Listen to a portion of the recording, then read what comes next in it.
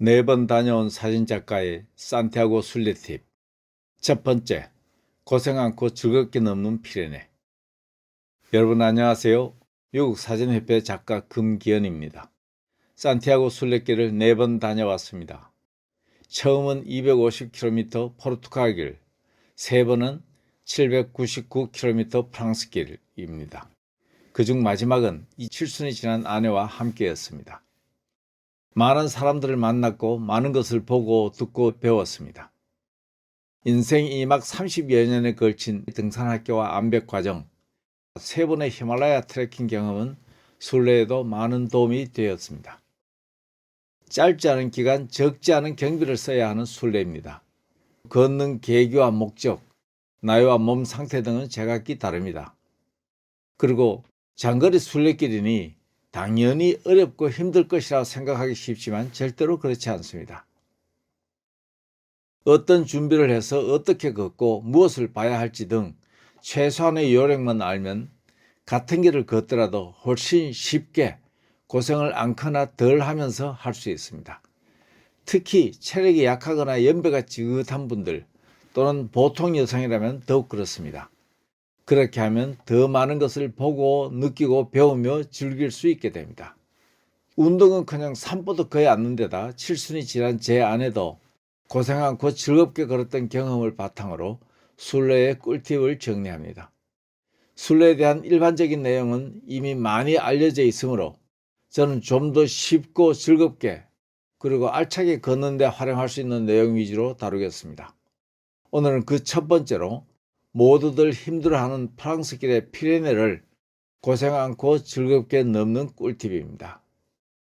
피레네를 넘는 구체적인 방법은 4부분으로 나누어 설명하겠습니다. 1. 고생하지 않고 즐겁게 피레네 넘기. 2. 당일로 피레네 넘기. 3. 배낭 택배와 마운틴 셔틀 이용하기. 4. 피레네 건너뛰기입니다. 1. 고생하지 않고 즐겁게 피레네 넘기. 프랑스길의 출발점은 생장피에드뽀흐인데 이후로는 생장이라 부르겠습니다. 첫날 피레네를 넘어야 하는데 길은 2가지가 있습니다. 대부분의 순례자들은 나폴레옹 군대가 넘었던 피레네 산맥을 지나는 나폴레옹 루트를 갑니다. 나폴레옹 루트는 통상 매년 11월부터 이듬해 3월까지 폐쇄됩니다. 4월이 되어도 매일 기상 상태에 따라 개폐가 결정되므로 출발 전 확인이 필수입니다. 나폴레옹 루트가 막히면 어쩔 수 없이 피레네 옆 계곡의 자동차 도로를 따르는 발 카를로스 루트로 가야 합니다. 여기서는 나폴레옹 루트를 기준으로 설명하겠습니다.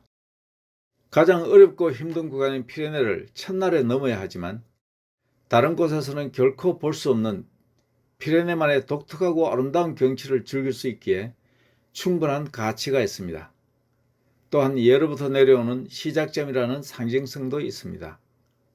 그러나 이것을 어떻게 넘느냐에 따라 나머지 기간에 미치는 영향이 클 수밖에 없으니 고생하지 않는 방법을 찾아야 합니다. 이제 드디어 800km 이천리의 대장정을 시작하는 순간이 다가왔습니다. 모두들 설렘과 기대 속에 과연 끝까지 갈 수 있을까 하는 일말의 불안감까지 뒤섞인 흥분된 상태입니다. 해발 고도 200m에서 시작하여 1430m까지 올랐다가 다시 950m로 내려가니 고도 변화가 1710m로 엄청난 구간입니다. 게다가 거리마저 25km로 결코 만만치 않아 너무나도 가혹한 첫날입니다. 엎친 데 덮친 격으로 아직 경험이 없는 만큼 이것저것 있으면 좋을 여러 가지를 모두 챙기느라 짐은 무거울 수밖에 없습니다. 또 첫 시작이다 보니 힘과 의욕이 넘치고 기대와 설렘에 발걸음이 저절로 빨라집니다. 그 결과 피레네를 넘는 것이 정말로 힘들었다. 심지어는 죽을 정도로 힘들었다는 고백이 터져 나옵니다. 남녀 불문 젊은이도 예외가 아닙니다. 이런데도 왜 대부분의 순례자들이 피레네를 단숨에 넘을까요? 우선 사립산장이 출발지에서 겨우 10km 정도 안에만 있으니 하루 거리로는 너무 짧아 보입니다. 그 다음은 피레네를 지나서 25km에 있는 론세스바였습니다. 게다가 산장은 숙박료도 상대적으로 높습니다. 또 대부분의 안내서가 하루에 피레네를 넘도록 유도하고 있습니다. 그리고 첫 시작이다 보니 힘이 넘치고 의욕이 앞서기 때문으로 생각됩니다. 그렇다 하더라도 이 천리 여정 가운데 가장 힘들고 긴 구간을 첫날에 단숨에 넘는다는 것은 결코 현명한 선택이 아닙니다. 물론 대부분의 순례자들처럼 똑같이 할 수는 있지만 고생이 심해 비명이 나올 수밖에 없습니다. 무엇보다도 전체 일정에 결정적인 악영향을 미칠 수도 있습니다. 그리고 그런 사례들을 주위에서 많이 접하게 됩니다. 그렇다면 이렇게 고생하지 않고 즐겁게 피레네를 넘는 방법은 없는 것일까요? 당연히 있습니다. 다른 운동과 마찬가지로 순례도 처음에는 천천히 시작하는 겁니다. 799km의 장거리를 100m 달리기처럼 시작해서는 안 되니까요. 바로 산장 중 한 곳에 예약하면 됩니다. 이것이야말로 신의 한 수입니다. 거리가 너무 짧다고요? 시작과 동시에 산장까지 10km의 거리를 계속 오르막으로 600m 고도를 높여야 하는 것은 결코 짧다고 할 수 없는 구간입니다. 600m 고도를 높이는 것만으로도 하루치는 이미 충분합니다. 아직 워밍업도 안 된 상태로 바로 급경사를 오르면 초반에 지쳐서 악소리가 나는 것은 필연입니다. 그러므로 이곳에서 쉬는 것이 순리입니다. 체력이 약하거나 보통 여성들이라면 더욱 그렇습니다. 시작점에서 가까운 산 속에는 안내사무소에서 주는 루트 지도 기준으로 운토 6.5km, 카욜라 8km, 오리손 9.5km, 보르다 10.5km 등 모두 4개의 산장이 있습니다. 운토 산장은 가파른 오르막이 오리손 산장까지 이어집니다. 카욜라 산장은 오리손 산장에서 관리하는데 식사를 오리손에서 해야 합니다. 같은 요금을 내고도 왕복 3km 이상을 걸어야 하죠. 피레네 산장에서 하룻밤을 머물러 보십시오. 멋진 풍광에 가슴 설레고 여러 나라 순례자들과 함께 식사하고 한담하며 몸도 워밍업 시킬 수 있어 평생 잊지 못할 추억이 됩니다. 가격이 상대적으로 높아 보이지만 저녁과 아침 식사를 포함한 데다 이미 상당한 고도를 올라온 것을 감안하면 높은 편은 아니라고 생각도 합니다. 그러나 언제나 그렇듯 좋은 것은 빨리 마감이 되니 서둘러 미리 예약하는 것이 필수입니다. 예약의 어려움을 겪을 수도 있기 때문이죠. 바로바로 일을 처리하는 의료와는 다르다는 것을 감안하여 좀 더 일찍 시작해야 합니다. 첫 숙소를 피레네 산장으로 한다면 시작이 아주 좋은 겁니다.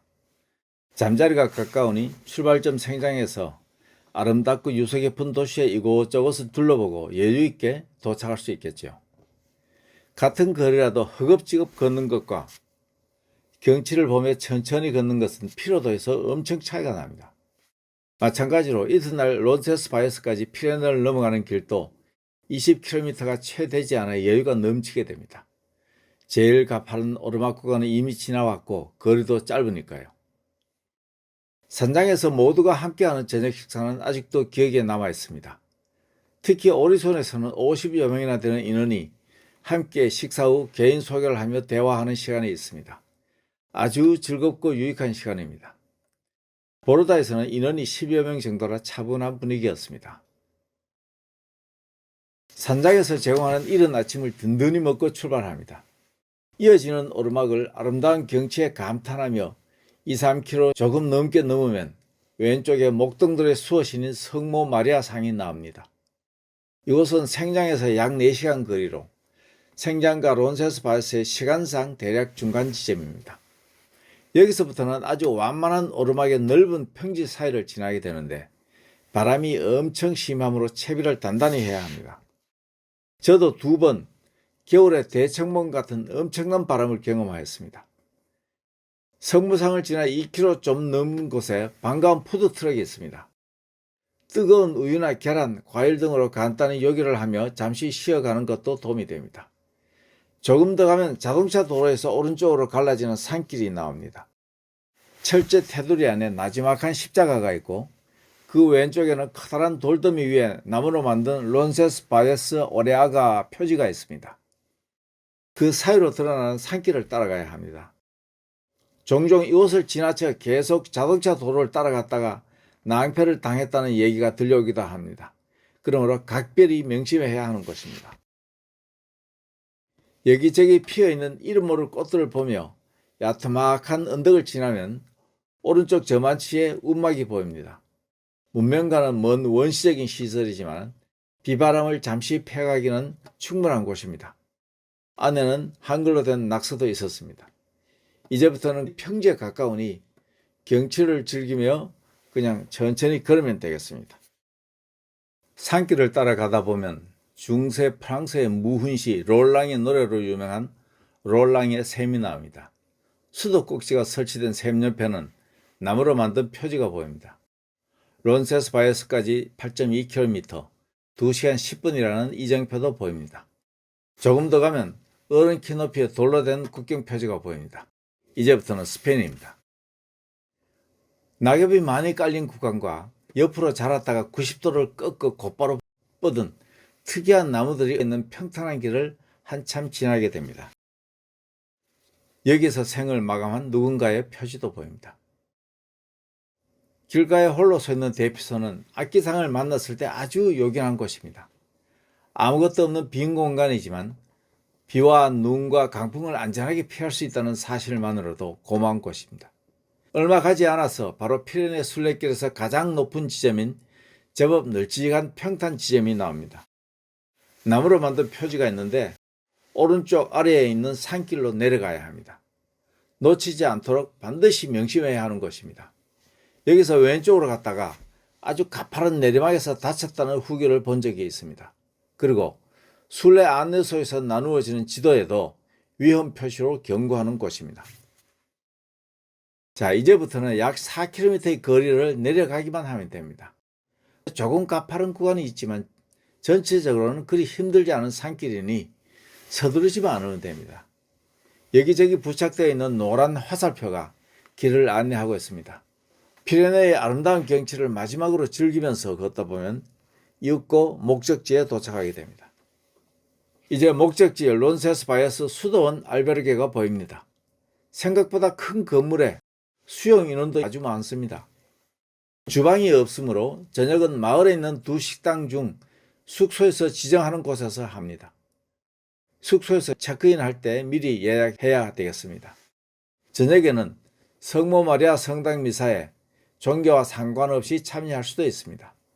보통 공립 알베르게는 예약을 받지 않지만 이곳은 몇 안 되는 예외 중에 한 곳입니다. 그러므로 성수기에는 미리 예약을 해놓는 편이 안심이 되겠습니다. 이 당일로 피레네 넘기. 만약 첫 숙소를 피레네 산장으로 하지 않고 생장 시내에 정했다면 일찍 출발하는 게 좋습니다. 순례자 안내소에서는 피레네를 넘는데 대략 7시간에서 7시간 30분 정도 걸린다고 안내합니다. 7시에 출발한다면 대개 오후 2, 3시에는 도착할 수 있다는 것입니다. 물론 개인에 따라 달라지겠죠. 그런데 반드시 유의해야 할 사항이 있습니다. 출발 전 스트레칭으로 준비 운동을 한 뒤 아주 천천히 시작한다는 것입니다. 걷기 전 스트레칭을 하게 되면 몸이 걸을 준비를 하는 동안 마음도 여유를 가지게 됩니다. 그리고 첫 30분 내지 1시간은 마치 제자리 걸음처럼 천천히 걷습니다. 자칫 방심하면 자신도 모르게 걸음이 빨라지므로 일부러 터벅터벅 천천히 걸어야 합니다. 그렇게 해서 몸이 달아오르면 저절로 걸음이 빨라집니다. 그러면 그 리듬에 맡기면 됩니다. 첫 시작이라 설레는 마음에 자기도 모르게 걸음이 빨라지고 잘 보이지 않는 어둠이 걸음을 또 빠르게 만들지만 의식적으로 천천히 걸어야 합니다. 무엇보다도 오르막이 계속되므로 평지보다 보폭을 작게 하고 자주 쉬어야 합니다. 조급한 마음에 걸음을 크게 걸으면 금방 지치게 마련입니다. 천천히 시작해야 결과적으로 힘도 덜 들고 시간도 단축이 됩니다. 다행히 길은 한국의 삶처럼 좁거나 험하지 않습니다. 산장과 성모상을 지나고 푸드트럭과 피레네 갈림길까지는 포장된 자동차 도로이니 걷기가 꽤 괜찮습니다. 문제는 성모산까지 약 4시간 정도 계속되는 오르막길입니다. 서두르면 금방 지치게 마련입니다. 보폭을 작게 하고 천천히 걸어야 하는 이유입니다. 피레네 갈림길에서부터는 산길이지만 역시 넓은 데다가 험하지도 않습니다. 피레네 정상에서부터 내려가는 길은 한국의 등산로와 비슷하지만 훨씬 부드럽습니다. 그러나 이미 지친 상태이므로 천천히 조심하며 내려가야 합니다. 3. 배낭 택배와 마운틴 셔틀 이용하기. 필요한 경우 론세스 바이어스까지 배낭을 택배로 보낼 수가 있습니다. 큰 배낭 대신 작은 보조 배낭에 물과 점심거리 그리고 외투 등을 넣어 출발하면 훨씬 쉽게 넘을 수 있습니다. 체력이 되지 않거나 몸 상태가 좋지 않다면 무리를 피할 수 있는 아주 좋은 방법입니다. 처음부터 걷지 않고 순례자 안내사무소 옆에서 출발하는 마운틴 셔틀의 자동차로 산장이나 성모상 또는 피레네 갈림길까지 가는 방법도 있습니다. 셔틀은 오전 8시 30분 순례자 사무실을 출발해서 산장과 성모상을 경유하여 9시 15분 피레네 갈림길에 도착합니다. 원하는 곳에 내려서 걷기 시작하면 되겠습니다. 오리산 산장까지의 급경사 구간을 셔틀을 이용하면 체력이 약한 사람도 무리하지 않고 피레네의 절경을 대부분 즐길 수 있게 될 것입니다. 운임은 표와 같이 인원수에 따라 달라지는데 여럿일 경우는 나누고 혼자일 경우는 3인분을 모두 부담하면 됩니다. 예약이 필요하지만 제가 아내와 갔을 때는 오후였는데도 전화해서 바로 산장까지 이용할 수가 있었습니다. 4. 피레네 건너뛰기. 그것도 여의치 않으면 아예 피레네를 건너뛸 수도 있습니다. 2025년도의 경우 12월 21일 현재 산티아고 대성당에 도착하여 순례 증명서를 받은 사람은 52만 9,691명이었습니다. 그중 100km 조금 넘는 거리인 사리아에서 출발한 인원이 30.5%로 압도적입니다. 이에 비해 출발점 생장에서 출발한 수는 5.7%밖에 되지 않습니다. 그러니 설사 피레네를 건너뛴다 하더라도 800km 가까이를 걷겠다는 것 자체가 대단한 것입니다. 여기서 한 가지 강조할 것이 있습니다. 순례는 경쟁이 절대 아닙니다. 그리고 정답이나 기준이 있는 것도 아닙니다. 모든 짐을 자신이 메고 처음부터 끝까지 한 번에 완주해야 하는 것도 아닙니다.